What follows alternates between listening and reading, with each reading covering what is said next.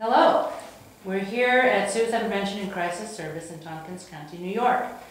And we're talking with Katrina Vega, who will be graduating from Ithaca College this semester, 2014, and she'll be attending Fordham University School of Social Work in the fall of 2014. Congratulations, Katrina. Thank you.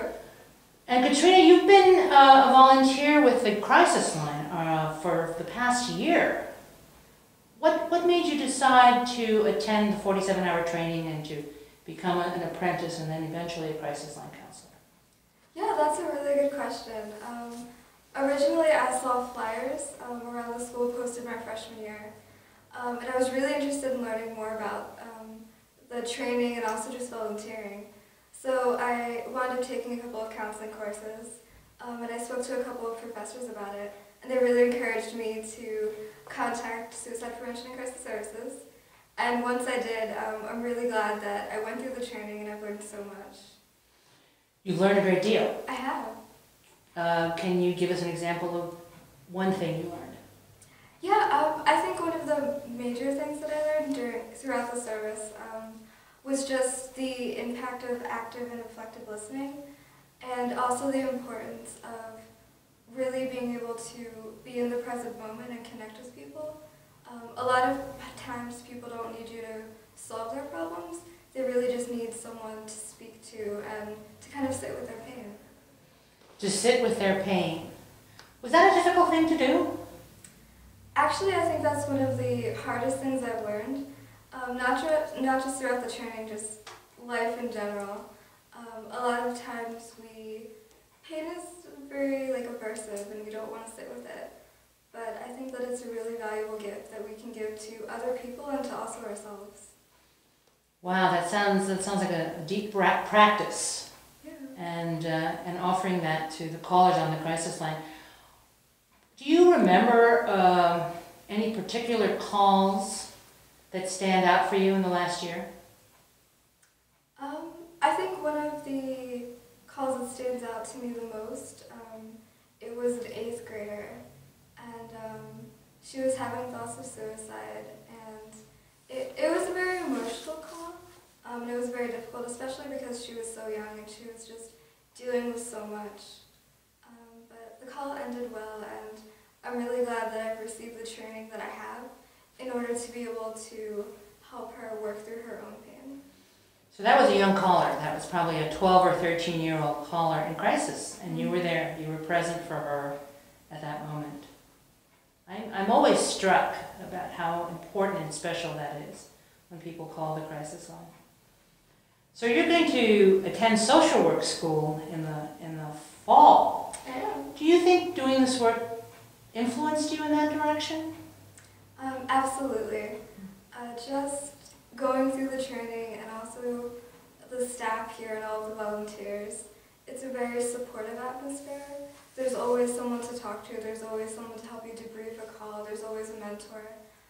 And I think that just throughout the rest of my life, I'm always going to take that with me. And I definitely think that the skills that I've learned here will really help me in my social work practice to connect with clients and just to help them work through things. I'm impressed by that. That's a very impressive statement. And of course, we've been so grateful to have you here. And so grateful to have college students in our community from Ithaca College and from Cornell who want to do this work. Would you recommend this to a friend who's considering a career in psychological services?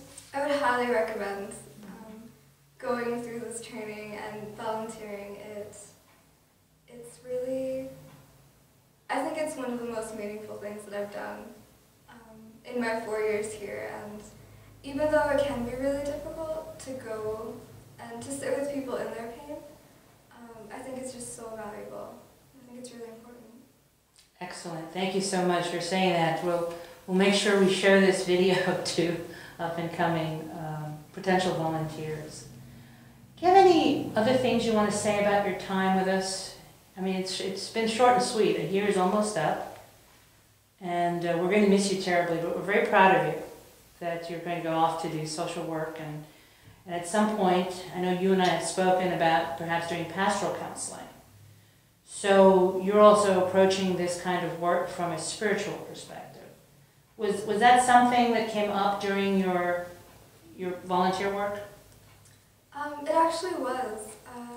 Not with all the colors, but just the theme of colors using spirituality and identifying it as a way of coping with life events, either through speaking with priests or pastors, or going through church services, or just prayer. I think spirituality is really important, not just the psychological or the biological, but really nurturing spirituality in whatever manner that manifests in for people. And I know you and I have spoken about the practice of mindfulness and how that relates to coping skills and coping techniques such as dialectical behavioral therapy and cognitive behavioral therapy. Do you want to say a little bit about that? Yeah, I think that definitely just working on the Crisisline, a lot of people, especially people who are dealing with anxiety, just listening to callers, and a lot of times you can kind of help them focus on their breathing, and you can hear them breathing, and you can kind of encourage them to take a deep breath, take a longer out breath than in breath, and yeah, I think mindfulness is really helpful, especially just in terms of being aware of your emotions and just learning how to be with your emotions. Excellent. Thank you. Has working on the Crisisline affected your personal life? Definitely, absolutely. I found that the skills that I've learned here, especially active and reflective listening, and again, just being able to sit with people in their pain, just in relationships, I've found that that's really helpful. And I've also found that, I guess it might be because I'm just more aware of people's kind of emotional states. I'm more likely to notice when people are upset and to actually approach them and see if they do want someone to talk to, or if there's any way that I could maybe refer them to someone, or just kind of check in with people.